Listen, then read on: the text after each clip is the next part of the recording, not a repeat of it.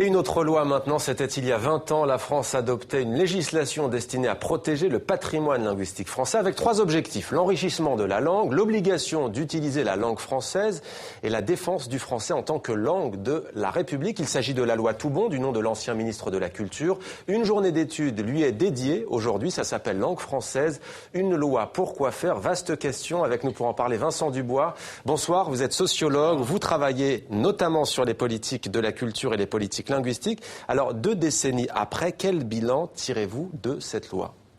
Alors, c'est une question assez complexe dans la mesure où elle a des déclinaisons et des ramifications, elle aussi très très complexes. Je dirais que l'habitude, c'est de dire que c'est une loi qui n'est pas appliquée et qui n'a pas produit beaucoup d'effets. Ouais. C'est vrai que si on mesure les effets de la loi sur les usages de la langue française et notamment sur l'évolution des usages de termes importés de l'anglo-américain, on peut se dire que c'est une loi qui a un petit peu raté sa mission. C'est allé un peu vite en besogne dans la mesure où si on regarde de façon beaucoup plus concrète et précise les modalités d'application dans les secteurs qui étaient précisément prévus par la loi, on se rend compte que l'application n'est pas aussi mauvaise que ça. Je pourrais le développer si vous le souhaitez. Alors à l'époque, il n'y avait pas la même puissance des hautes technologies. Aujourd'hui, on est à l'heure de la mondialisation des nouveaux médias et des hautes technologies. Vous dites qu'elle a peut-être eu des effets bénéfiques, mais on a le sentiment aujourd'hui qu'elle est quand même un peu obsolète, cette loi.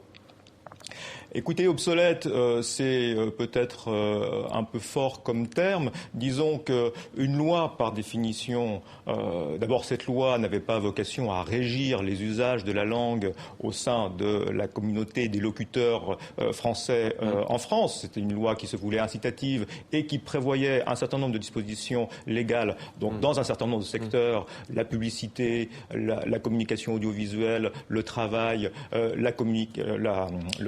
la consommation, pardon. Ouais. Tout ça reste tout à fait d'actualité. Bien évidemment, le développement d'Internet pose d'une autre manière la question de la mondialisation linguistique à laquelle la loi entendait apporter une réponse il y a 20 ans. Alors vous travaillez aussi beaucoup sur les questions de pauvreté, de réponse des pouvoirs publics à la misère et à la pauvreté. Est-ce qu'il y a une inégalité sociale face à ces problématiques de la langue française dans la République ?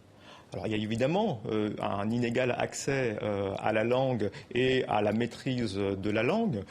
C'est quelque chose que les sociologues de l'éducation ont montré depuis déjà de très nombreuses années, qui ne tient pas seulement, qui tient bien évidemment à l'origine nationale et linguistique des enfants qui sont présents dans les écoles et ensuite qui ont vocation à vivre et travailler en France. Mais il y a une forte inégalité sociale, ne serait-ce que parce que la langue est elle-même un marqueur social et que la compétence linguistique est très inégalement partagée en termes de vocabulaire, en termes d'aisance dans le maniement de la langue. Et donc, je dirais que c'est presque indissociable. Ouais. La question des inégalités est presque indissociable de la question de la langue dans la mesure où la langue est un marqueur de ces différences sociales. 20 ans après la loi Toubon, si vous deviez, vous, ressortir comme ça un levier sur lequel il faudrait agir pour améliorer l'usage de la langue française en République, quel serait-ce ?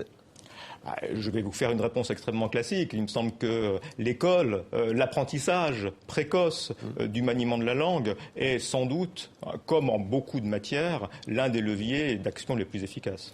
Merci beaucoup d'avoir accepté de répondre à nos questions, Vincent Dubois. Je rappelle que vous êtes sociologue, professeur à l'Université de Strasbourg. Merci à vous. Merci beaucoup.